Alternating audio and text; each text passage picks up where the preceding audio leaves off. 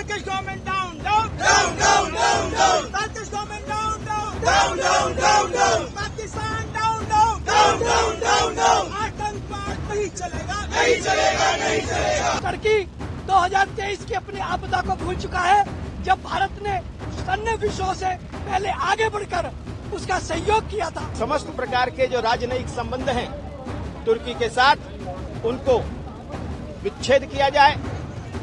भारत और पाकिस्तान के हालिया तनाव और ऑपरेशन सिंदूर के बाद तुर्की द्वारा पाकिस्तान के समर्थन में दिए गए बयानों और सैन्य सहयोग ने देश भर में रोष पैदा कर दिया है।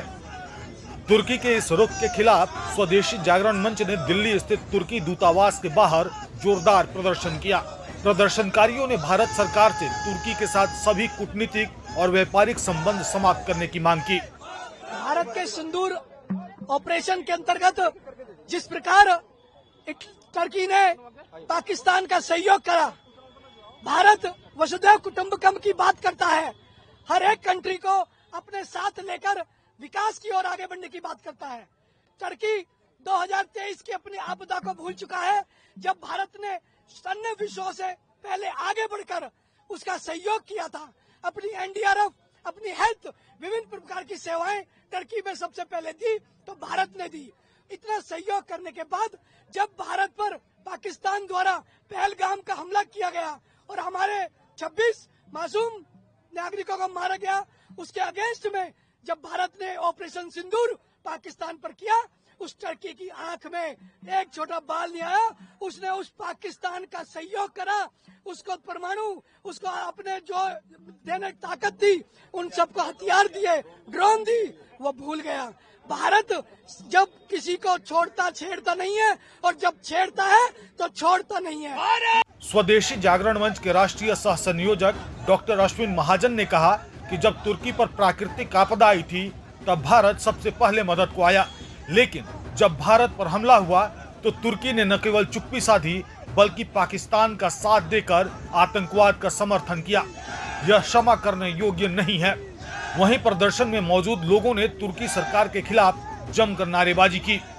आज हम लोग बड़े भारी मन से, क्योंकि विश्व के किसी भी देश का हम बहिष्कार करें, ये हमारे स्वभाव में नहीं है, लेकिन जब वो देश, उसकी सरकार, उसके राष्ट्रपति भारत की संवेदनाओं को ध्यान में न रखते हुए, ऐसी स्थिति में जब हमारे मासूम लोगों को गोलियों से भून दिया जाता है, ऐसी आतंकवादी गतिविधियों को समर्थन देने का काम केवल वो नहीं करते हैं, इसके साथ ही साथ वो पाकिस्तान को, जब हम उसके आतंकवादी ठिकानों पर उसके आतंक को ध्वस्त करने का जब हमारी सेना काम करती है, तो पाकिस्तानी सेना को अपने ड्रोन्स, अपने अन्य सैन्य सामग्री सप्लाई करके उन्होंने वास्तव में आतंकवाद का साथ दिया है।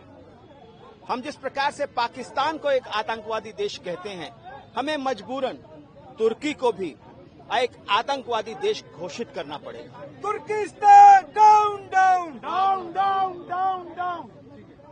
आज हम देख रहे हैं कि तुर्की हो या चीन, उनकी सब सैन्य सामग्री, उनके जो ड्रोन्स थे, भारतीय सेनाओं ने खिलौनों की तरह गिरा दिए।